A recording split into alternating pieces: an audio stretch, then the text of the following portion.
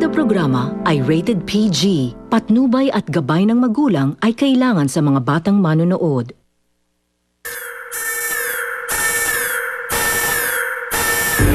December 3, 2011, episode number 830. Ha? Akets? Happy para sa kanilang lahat.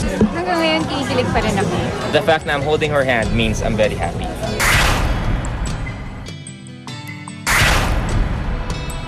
Magka-holding hands na dumating sina Luis Manzano at Jeneline Mercado sa katatapos lang na 2011 Golden Screen Awards na ginanap last Tuesday sa Teatrino Green Hills.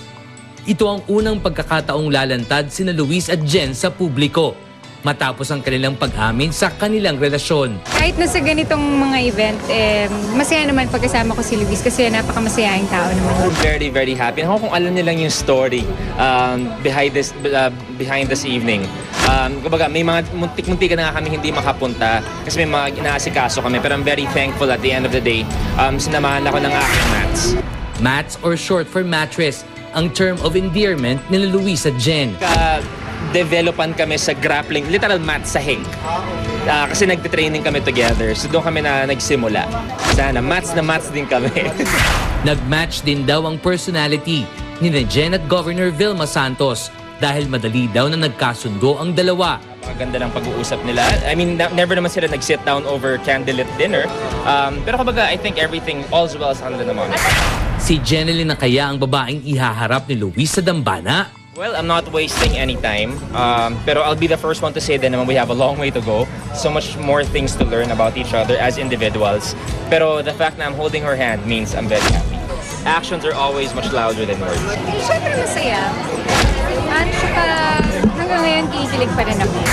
Hindi naman nakaiwas sa kontrobersya sina Luis at Jen noong gabing yon dahil habang nasa loob ng teatrino, ang bagong magkasintahan ay nasa labas naman ng venue ang dating boyfriend ni Jeneline na si Dennis Trillo, na isa ring presenter at nominee sa Empress Awards.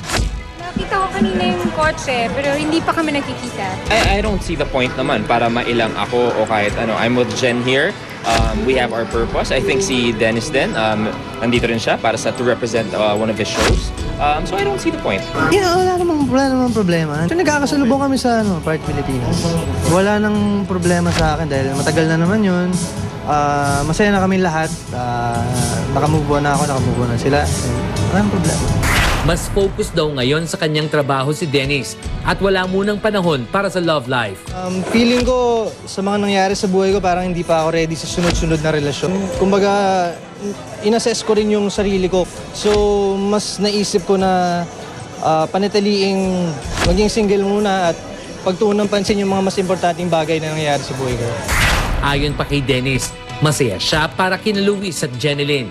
Happy para sa kanilang lahat at siyempre tao lang tayo na nagiging masaya rin kapag masaya yung mga tao sa paligid mo. Kaya kalimutan na muna lahat ng galit dahil magpapasko na, so kailangan lagi masaya lang. When asked kung anong mensahe ni Dennis para sa dalawa, Stay happy, Merry Christmas, and Happy New Year.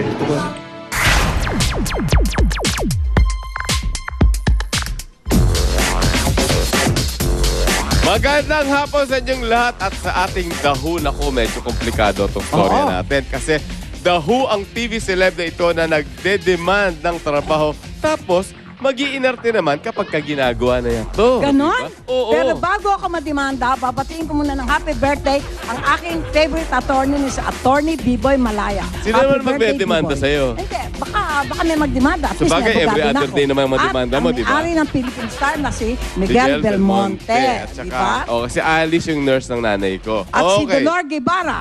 Okay, itong flawless. Okay, ano gagawin natin kay Dolor Guevara? I-rate natin Si Dolor Guevara bigla, sa no? ating The Who Rated X!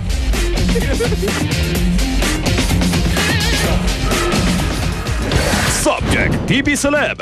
Dahuang TV Celeb na ito na nag-demand ng TV World. Tapos, nung binigyan naman, nag-iinarte at ayaw umayos ng trabaho. Hay nako, umayos ka girl! Ang kwento, dahil matagal na tenga, binigyan ng space si TV Celeb sa isang chismis show. Chismis show? Kaso mo, sa spills, kahit anong direksyon at motivation ang binibigay ng direktor at staff, walang ka-life-life ang delivery niya as if wala itong gana sa ginagawa. Lifeless. Ning, lazy tourist tayo sa gitna ng show. The Hooktionary. Lazy Torres. To be indolent. Tamad-tamaran. Lazy. Lazy Torres. Wow. Sa mga interviews, ayaw niyang itanong ang controversial questions maski may clearance ito sa manager ng interviewee. At given na alam niyang chismis ang laman ng show niya, umi-emote pa ito ng... Why ba kasi tayo may pakialam to their lives kasi? Ano rating niyo? Rated IM as in Inarte Match. Pak! Dahuang inarte match na TV celeb na ito. Magbilang kayo, madadaanan niyo siya. Yun na!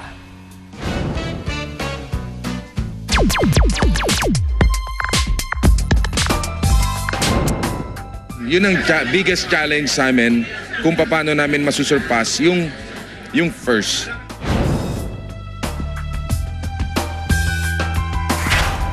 Isang bagay raw ang tinitiyak ni Senator Bong Revilla sa kanyang 2011 Metro Manila Film Festival entry na ang Panday 2. Isa itong pelikulang ikararangal ng pamilya ng orihinal na Panday na si Fernando Poe Jr. Yun ang sinisiguro natin na hindi tayo mapapahiya kay Ninong Ran, kay FPJ. Nasaan man siya ngayon, Ninong Ran, hindi po kami mapapahiya sa kanya. That's why we're inviting Ninang Susan Roses. Kung kinakailangan sunduin ko siya sa bahay para pakita natin yung pelikula, hindi tayo mapapahiya.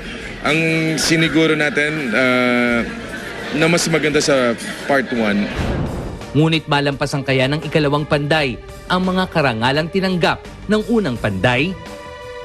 Mahirap dahil siyempre nag-top grosser yun, nag-best picture siya, nag-best actor ako doon, best supporting actor si Ipe, best effects. Everything na umaga nakuha doon sa part 1. Yun ang biggest challenge sa amin kung paano namin masusurpass yung first. Sa tingin ko, nagawa natin. Sa nasabing pelikula, nakatrabaho sa unang pagkakataon ni Senator Bong si Alice Dixon. Hindi kaya nag-aalala ang senador na baka maintriga sila ng aktres? Hindi naman dapat natin intrigahin. Importante, sama-sama lahat. Kabilang naman sa kanyang leading ladies, sina Marian Rivera at Iza Calzado. Ano naman kaya ang damdamin ni Iza na sentro ngayon ng istorya, ang tambalan ni na Marian at Senator Bong? Wala akong ilusyon na ako lang ang main leading lady niya or that even my role was gonna be at par with Marian's role for this film. And that's fine by me. I don't have to always be the leading lady. I'm here to work. I'm here to make money. I'm here to do my job, which is to act. Samantala, ganito nakikita ni Iza ang kanyang Pasko ngayong ulila na ito sa magulang. Bibisitahin siguro ngayon para maiba. Bibisita kami sa... Kasi mom and dad ko magkasama din sa... Si Senator Bong naman, gusto munang isa-isang tabi ang issue ng kanyang kontrobersyal na pamilya para sa mas papayapang Pasko. Papasalamat din ako sa mga kapatid natin sa industriya, dito sa mga katulad ninyo na hindi rin kami pinabayaan. Salamat kami sa mga prayers na ginawa niyo. We have to move on. We have to move on. We have to be happy. Tama na yung pinagdaanan namin. Masyado na mabigat yun. Tama na yun. Pasko na po. Merry Christmas.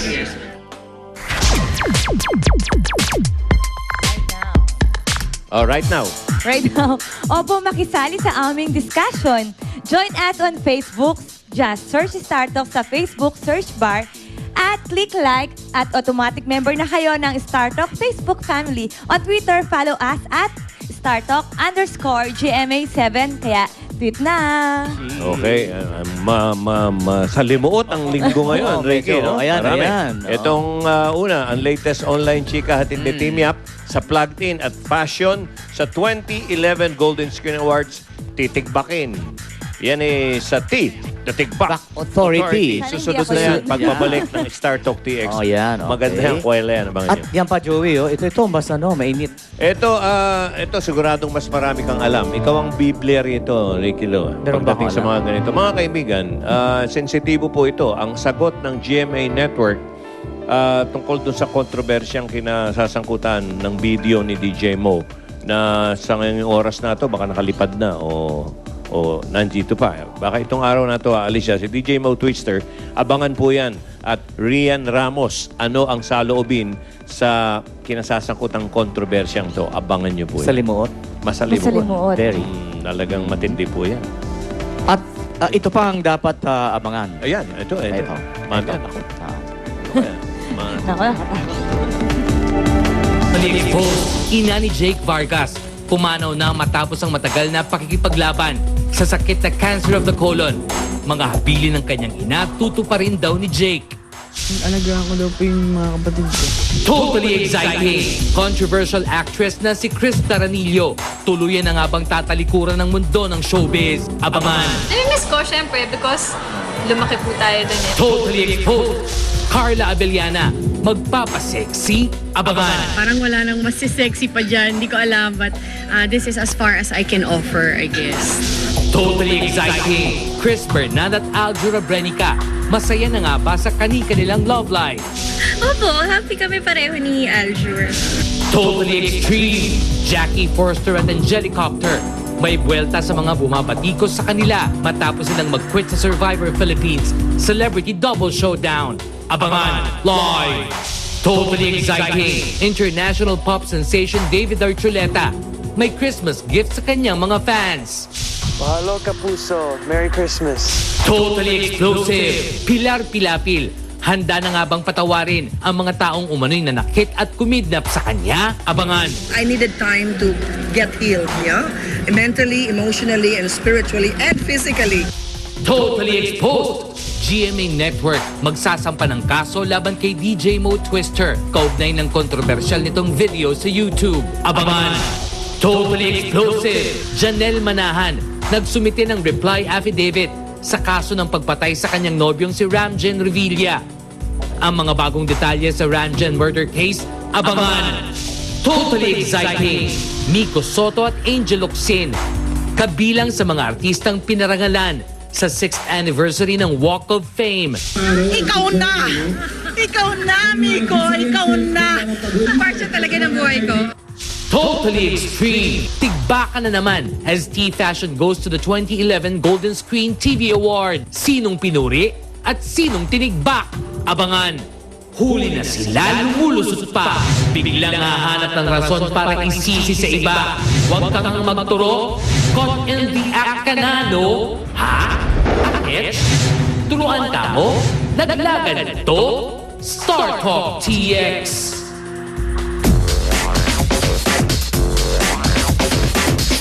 Get the latest showbiz issues straight from the stars sa Star Talk. Hatid ng 4G antioxidants, Fitrum at Sunsilk with Nano Complex.